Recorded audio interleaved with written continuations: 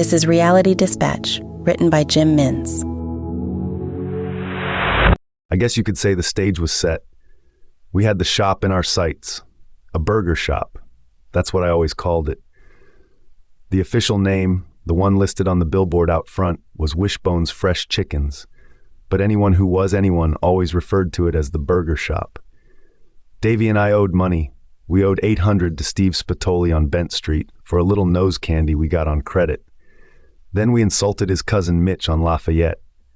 To ease his pain and suffering, he wanted a cool 1,000. We also didn't mind having a little extra in our pockets for the effort of putting our lives and liberties at risk by robbing the burger shop.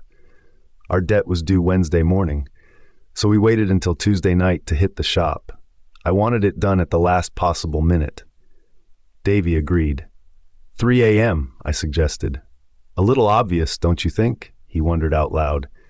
What do you mean by that? I asked. Well, that's when most shops expect to get robbed. And what if he triple bolts the doors? We can't be left on the street with our thumbs up our butts, making all that ruckus trying to break the door down, he said. It'll be in and out, I said. Get the money and go. You haven't thought this through, he told me. He was right. He went on to explain that the security measures of any shop are always conducted at closing time, putting the cash into the safe, locking the entry and exits with padlocks, and finally alarming the walls with a sensor alarm. In short, he told me with a puff on his spliff what an idiot I was, whilst looking like one himself in the process. So what's your bright idea, I asked, aside from letting the Spatoli cousins break our legs? We hit it in broad daylight, he said with an exhale of smoke. Are you dumb? I yelled.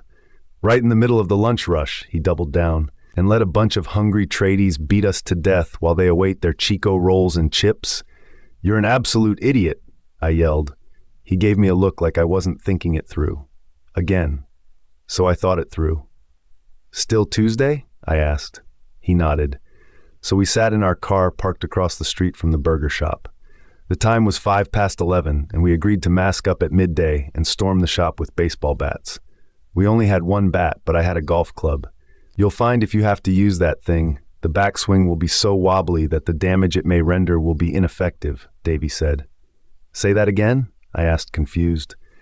That'll do shit all, he said, pointing to the club.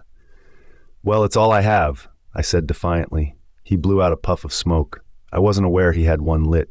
We looked at the clock. The minutes ticked closer. We were listening to the radio, but not really listening. I looked over at Davey, who began to mask up without a word. I grabbed my ski mask from between the driver and passenger seats and rolled it down over my head, lining up the eye holes and the mouth hole.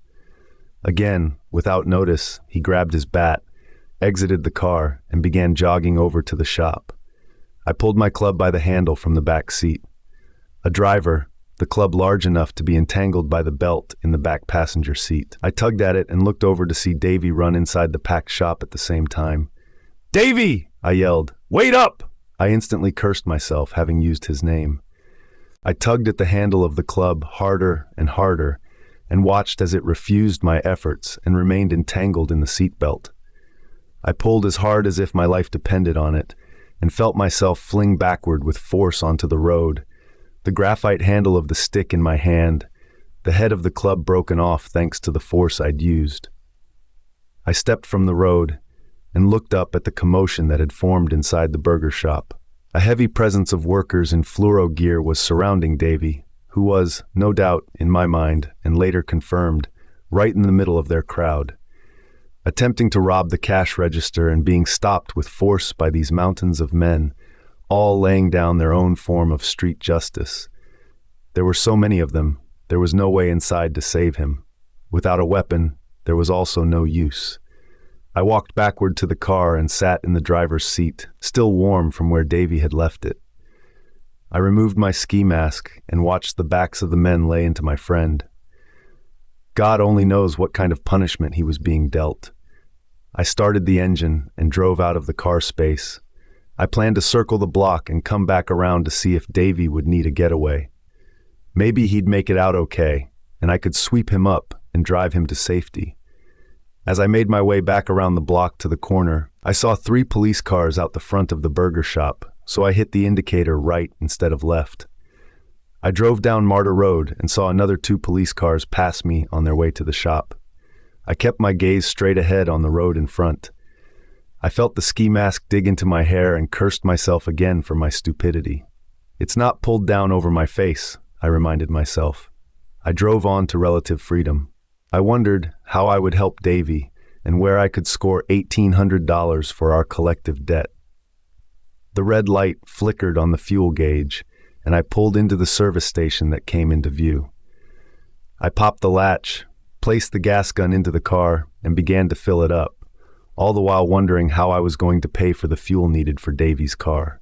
A woman in the vehicle in front had just completed her fill and locked the door to her Lexus as she gave me a disapproving look and wandered over to the entrance of the pay station.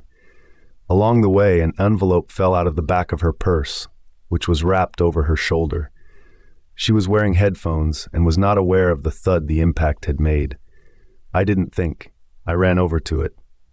A sign from above, my gut told me. I scooped up the envelope and walked past her car as I jammed it down the front of my jeans. I looked at my reflection as I passed her Lexus SUV and could make out the face of a baby, or maybe a toddler. An infant, anyway, looking back at me. Kind of playful, kind of curious. I had a dream that night about the baby, giving me a disapproving look the way its mother had. In my dream, the envelope was also filled with money, enough to pay off our debts. When I woke up, I was behind the wheel of Davy's car, parked adjacent to the train tracks along the valley. It was payday for the Spatelis, and I didn't have a dime to my name. I thought of Davy for a brief minute. Then I started the engine and drove out onto the frontier of existence.